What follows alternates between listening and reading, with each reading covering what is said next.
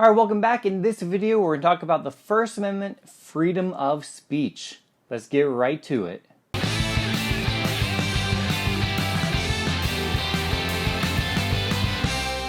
Alright, so I think there's a couple big things to focus on in this video. We want to see how the Supreme Court's interpretation of free speech reflects a commitment to liberty, but how at the same time they're trying to balance that idea of individual rights versus security and safety. So we see sometimes, most of the time, ruling in favor of free speech, but occasionally allowing it to be limited. So along with this idea, there's something known as the preferred position doctrine. And this is the idea that the Supreme Court believes that free speech is fundamental to liberty, basically meaning that without free speech, we're not really free. So because speech is fundamental to liberty, any restriction against it must be of huge importance. It must be absolutely necessary because whenever they can, the Supreme Court wants to rule in favor of free speech. Now, an example of this is one of your required Supreme Court cases, Tinker versus Des Moines. And what this did was it said that symbolic speech is constitutionally protected.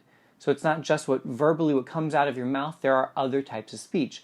In this case, it was kids at public school who wore black armbands to protest the Vietnam War. So that was their symbol of their protest, and that was protected. So we do have symbolic speech. So when we think of types of speech that are protected, symbolic speech is protected. So that includes, again, signs, symbols. It includes even actions, even things that could be very controversial, such as burning the American flag. That is constitutionally protected as a form of symbolic speech. Another form of protected speech is hate speech. Now, it's important to remember that when the Supreme Court rules in favor of flag burning, symbolic speech, or they rule in favor of the KKK or a Nazi group making some kind of racist or derogatory statement, they are not endorsing that speech. On the other hand, what they are doing is saying that the government cannot limit that speech.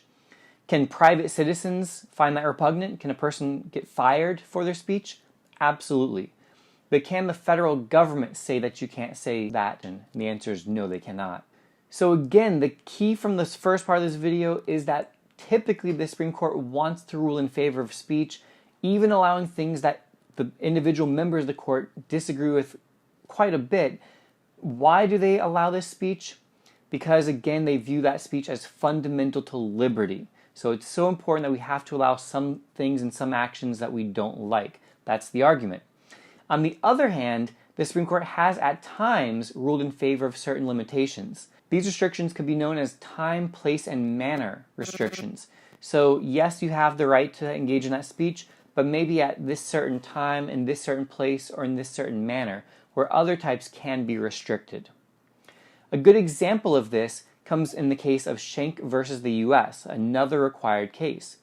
And again, the very short version for this particular video of Schenck versus US is that it allowed the federal government to limit free speech when they considered that that speech was going to create a clear and present danger.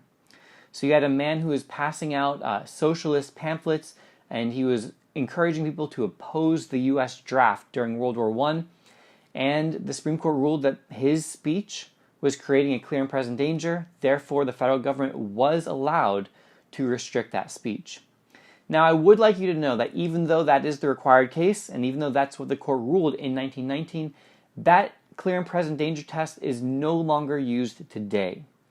The most modern update on that standard of what exactly is or is not allowed came in a case called Brandenburg versus Ohio. This is not a required case, so you don't need to know that by name. But what it said essentially is that you have free speech unless it's going to is likely to create imminent lawless action. So something illegal, lawless, is about to happen now, imminently. And so if that speech is going to create imminent lawless action, then it can be restricted.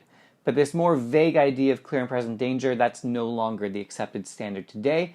But again, you want to know that phrase and understand that that was the ruling in Schenck, and it does show that the court at times has been willing to limit free speech.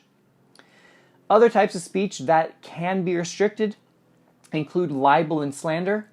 Libel is a written lie, slander is a spoken lie, so you do not have the right to tell lies about another person. Additionally, obscenity can also be regulated, restricted, and banned by the federal government. And again, like we just mentioned, speech that is creating imminent lawless action as well, that can also be limited. So again, we see that idea, I think, pretty clearly, right? Typically, the Supreme Court rules in favor of free speech, but there are some time, place, and manner restrictions and limitations on that right that we do enjoy. So until next time, this has been a La Money production.